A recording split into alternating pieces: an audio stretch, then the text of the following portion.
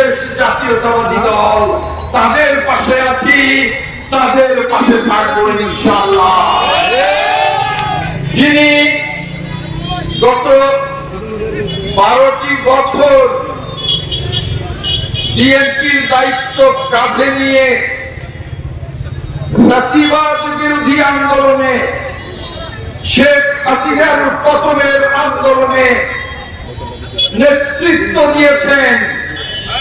যাকে কাল্পনিক মামলায় সাজা দিয়ে বাংলাদেশে আসতে দিচ্ছিল না খুনি হাসিনা, সেই আগামী দিনের রাষ্ট্রনায়ক, আমাদের প্রান্তীয় নেতা, বাংলাদেশের অবিসংবাদিত নেতা, দেশ নায়ক তারেক রহমানের প্রতি শ্রদ্ধা নিবেদন করছি। আমি বাংলাদেশের স্বাধীনতার আন্দোলনে যে লক্ষ লক্ষ মুক্তিযোদ্ধারা প্রাণ দিয়েছে, যে মা বোনেরা সংগ্রাম হারিয়েছেন, তাদের প্রতি শ্রদ্ধা নিবেদন করছি। আমি এই যে ছাত্র আন্দোলন, বৈষম্য বিরোধী ছাত্র আন্দোলনে যা অকাতরে নিজের বুক কেটে দিয়েছে,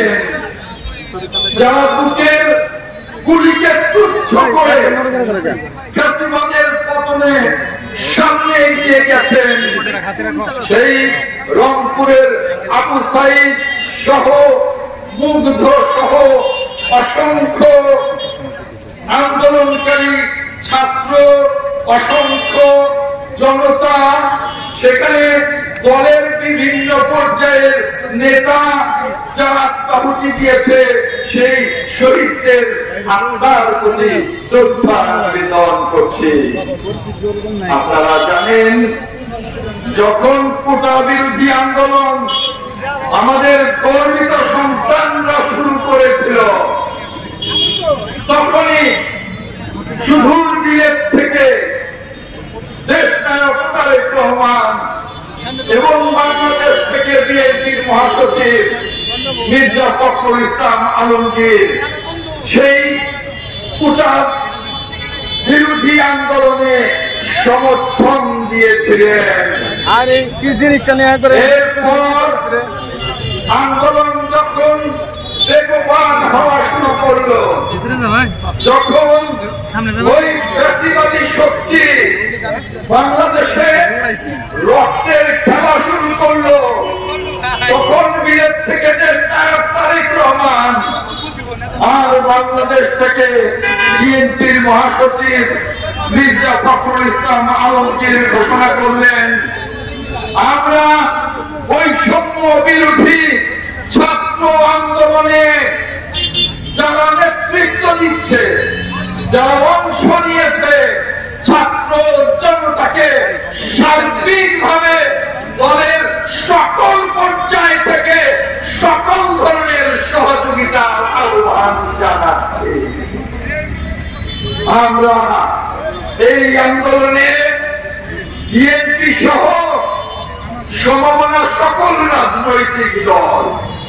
আমাদের সকল অঙ্গ সংগঠন ওই বৈষম্য বিরোধী ছাত্র আন্দোলনের,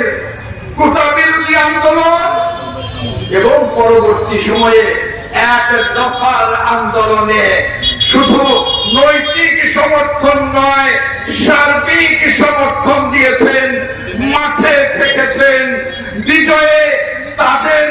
সহযোগী হয়েছেন। আজ যে বৈষম্য বিরোধী ছাত্র নেতাদের, সেই নাহিদ, সেই